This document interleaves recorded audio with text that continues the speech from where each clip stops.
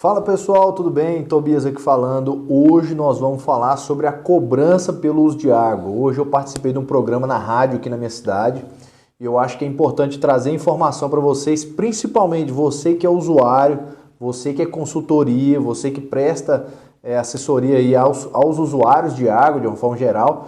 Fica nesse vídeo para você entender um pouquinho mais sobre a cobrança pelo uso de água e como você fica adimplente, certinho nas suas condições aí, para você cumprir a obrigação dessa importante obrigação que o usuário tem que cumprir e participar do processo de gerenciamento de recursos hídricos, tá bom? Fica no vídeo e vamos entender melhor sobre isso. Bom, primeiro é importante a gente saber de onde que surgiu essa história de cobrança pelo uso de água. A cobrança pelo uso de água, ela foi estabelecida através da 9433, que é a nossa Lei das Águas, né? Que estabelece ali que a cobrança, ela incide também para ter o intuito educativo, quanto com o intuito de estabelecer valor econômico a esse bem tão precioso que é a água. Então, qual que é o educativo? Que todas as metodologias de cobrança, elas vão levar em consideração também o percentual que o usuário usa de água e as boas práticas que ele tem na sua propriedade ou empreendimento que seja. De forma que quanto menor o uso de água, melhor. Ou ele vai pagar menos e, obviamente, o meio ambiente vai agradecer por ele estar utilizando menos água. Então, a cobrança pelo uso de água tem esse intuito educativo. Assim como tem também o intuito de estabelecer valor monetário a essa água, a esse bem tão precioso. E esse valor monetário vai trazer também a consequência de arrecadar recursos e aplicar na sua bacia, aplicar aonde esse recurso foi gerado, aplicar em educações de educação ambiental, ações de recuperação de bacia, dentre várias outras ações que podem ser feitas com esse recurso. Então, veio daí a cobrança pelo uso de água em nível federal. Na sequência, os estados começaram a fazer as suas leis estaduais para implementar a cobrança nos estados. A exemplo de Minas Gerais, que veio através de um decreto em 2021 e que estabeleceu aí a obrigatoriedade de todos os comitês se manifestarem sobre esse PPU, né, esse valor que vai ser cobrado sobre a água, e aqueles comitês que não se manifestassem, ficaria estabelecido o decreto conforme está o valor no PPU no decreto, mesmo sem o comitê se manifestar. E aí foi feito, né? Em Minas Gerais, desde 2021, abriu-se espaço para os comitês manifestarem sobre esses valores e aqueles comitês que aumentaram o PPU, maioraram esse volume, esse valor financeiro, conseguiu ser feito. Aqueles comitês que não se manifestaram, foi estabelecido o PPU conforme está no decreto a partir de 2023. Em 2023 ficou valendo e o boleto referente a 2023 foi pago em 2024 e agora o valor cobrado, que vai ser cobrado em 2025, é referente ao exercício de 2024. Então, foi aí que apareceu essa história de cobrança e o começo de tudo isso, né? Conforme comentado, o valor previsto no decreto, ele varia de R$ 0,0041 por metro cúbico por ano, e varia, né, de 0,41 a R$ 0,0036 por metro cúbico. Isso para o consumo agrícola. Eu trago esse exemplo para vocês, só para vocês terem mais ou menos a noção do PPU. Então você que está nos assistindo, é só você fazer a conta. 0,0036 ou 0,0041, depende da classe do rio que você está, vezes o volume que você utilizou naquele ano, e aí você pode fazer uma média aí entre o volume captado e o volume outorgado e você chega no valor da sua cobrança aí por ano, tá?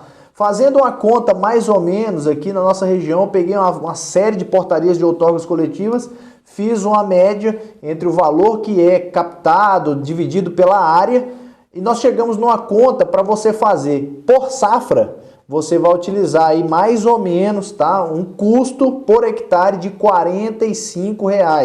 Esse valor, obviamente, que ele oscila conforme o volume outorgado de cada área, mas quando você tem uma outorga para fazer duas safras, você acaba gastando em R$ 91, R$ 92 por ano, e você faz duas safras no ano, você divide aí R$ 45 por hectare por safra, para você aí ter já o seu planejamento financeiro da sua cultura a ser produzida aí na sua propriedade, tá? Então fica em torno disso, R$ 45 por hectare por safra. E afinal de contas, Tobias, a cobrança ela incide em quem, né? Quem que tem que pagar? O que é muito importante colocar, e assim de uma forma bem resumida, é que todos os usuários outorgados, eu costumo dizer que é outorga de verdade, todos esses outorgados têm que pagar pelo uso de água. Isso é o que está previsto no decreto. Eu costumo dizer também que não é invenção de moda do Comitê de Bacias, não é Tobias que está inventando, é o que está escrito na 9433, está no decreto estadual, então foi uma invenção do governo federal lá em 1994, quando eles criaram a 9433, e também o governo estadual desde 2021. Então, essa obrigação é para todos os usuários outorgados, tá? Aqueles usuários, pequenos usuários que captam superficial ou de poço através de um cadastro de uso insignificante, esse cadastro não incide a cobrança. É só aquele que é realmente outorga, tá? Existe uma definição aí, se você procurar na legislação o que é outorga e o que é cadastro de uso insignificante, vocês vão conseguir identificar essa diferença e, obviamente, entender melhor do tema, tá? Mas todo mundo que tem outorga tem que pagar sobre a cobrança, sobre o que você utilizar, dividido, né? A média entre o que você tem outorgado com o utilizado, vezes o PPU da sua bacia hidrográfica, você vai ter o valor da sua cobrança.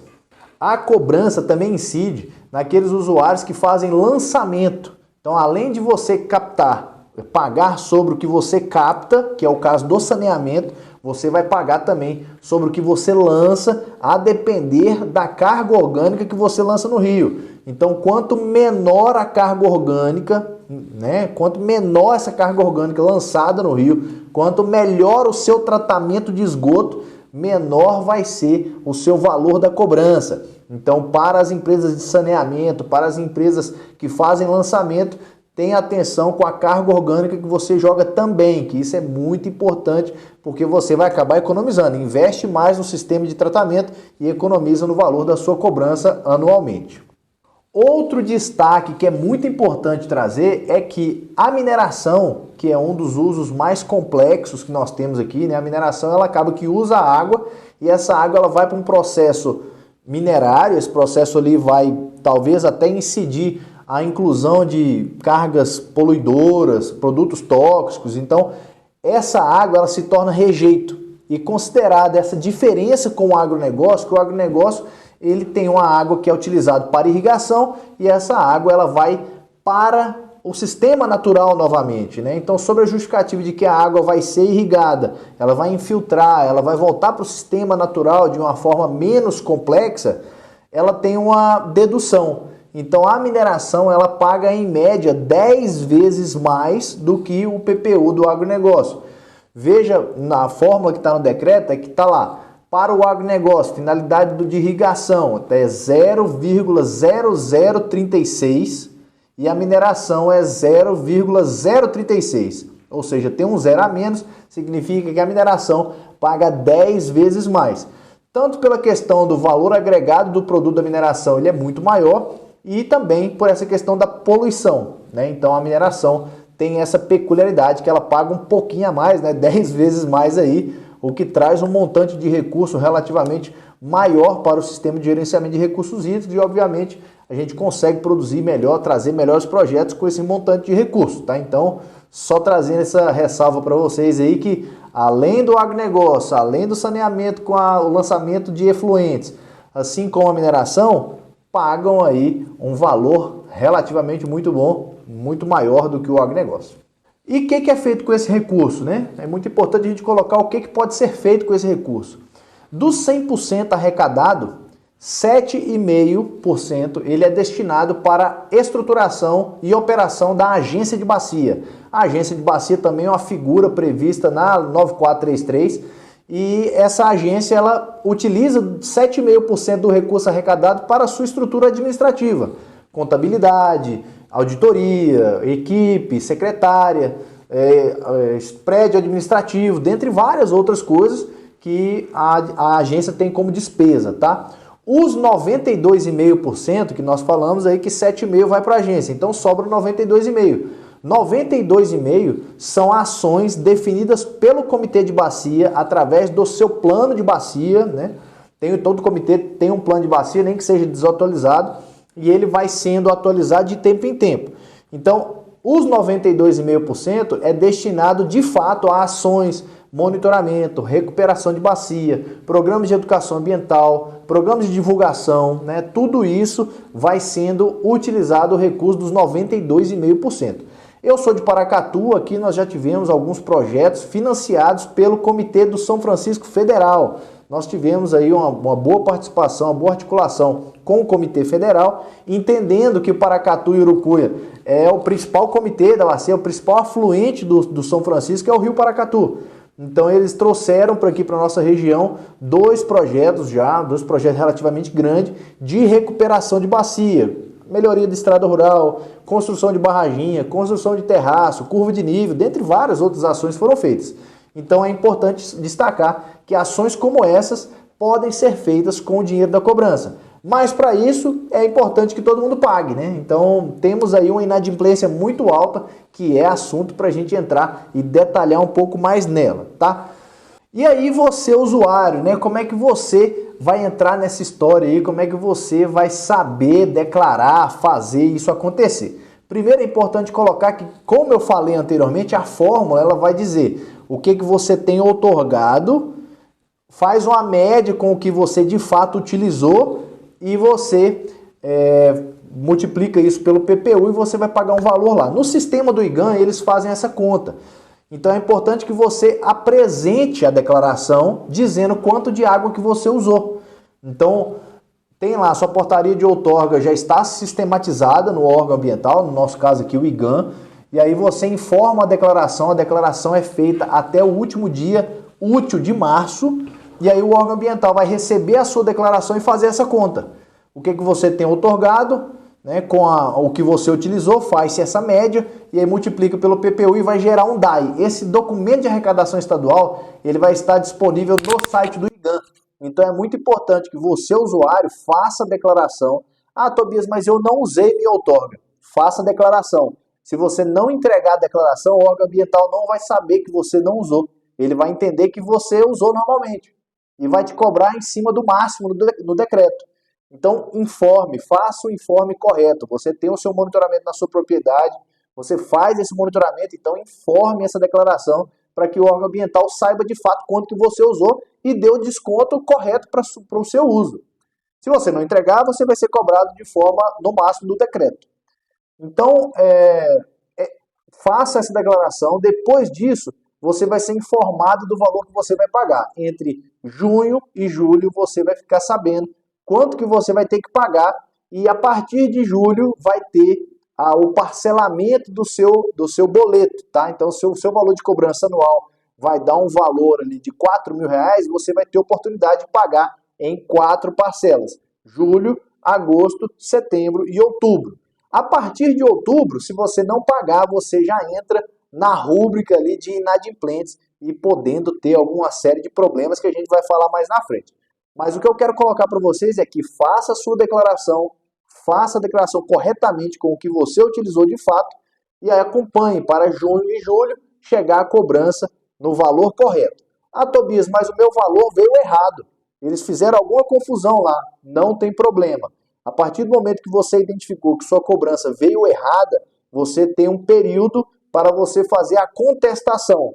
Depois de fazer essa contestação, o órgão ambiental vai te dar retorno depois da análise. Você não precisa pagar. Se você realmente vê que está errado o valor, você faz ali essa contestação, o órgão ambiental vai analisar.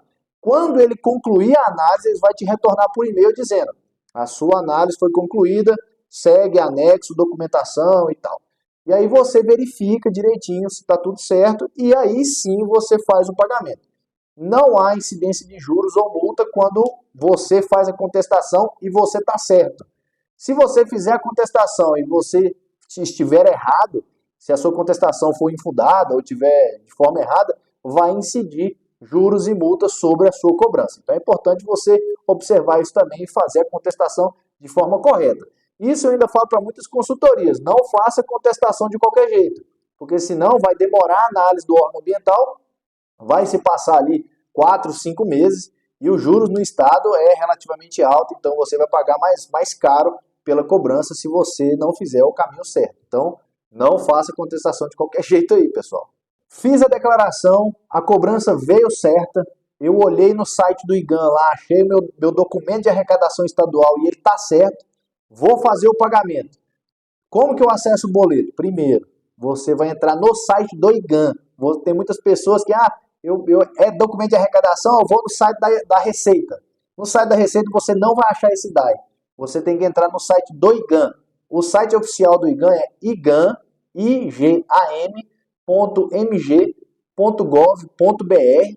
Entra lá, vai rolar a tela para baixo, vai ter um link lá no rodapé assim, cobrança, uma caixinha. Você clica nessa cobrança, aí vai abrir outra página. Nessa outra página vai ter lá, emissão de DAI, um outro quadradinho, emissão de DAI. Você clica no emissão de DAI e aí sim você vai seguir o passo a passo lá, colocar o seu CPF e aí vai abrir todas as outorgas que você tem com todos os DAIs. Muito importante você ter essa organização.